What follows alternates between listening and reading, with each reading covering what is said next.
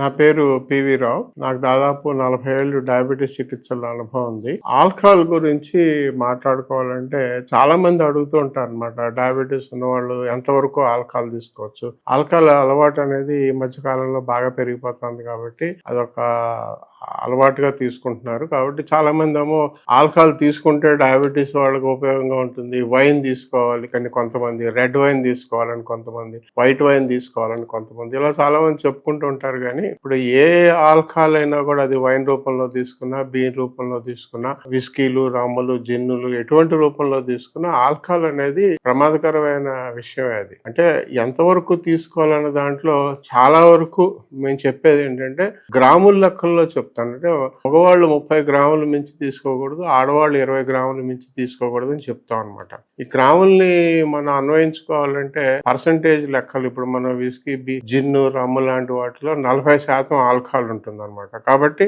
వాళ్ళు ఇప్పుడు నేను 30 గ్రాముల వరకు తీసుకోవచ్చు అంటే 30కి మీరు 2.5 రెట్లు ఎక్కువ వేసుకున్నట్లయితే దాదాపు 90 మిల్లీలీటర్లు అవుతుంది. 90 మిల్లీలీటర్ల విస్కీ కానీ, జిన్ను కానీ, రమ్ము కానీ తీసుకోవచ్చు అంతే.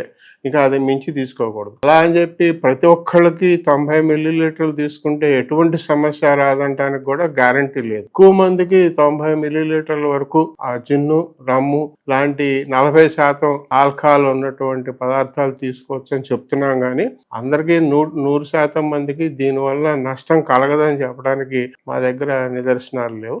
తక్కువ ఆల్కహాల్ తీసుకున్న వాళ్ళకు కూడా సమస్యలు రావచ్చు.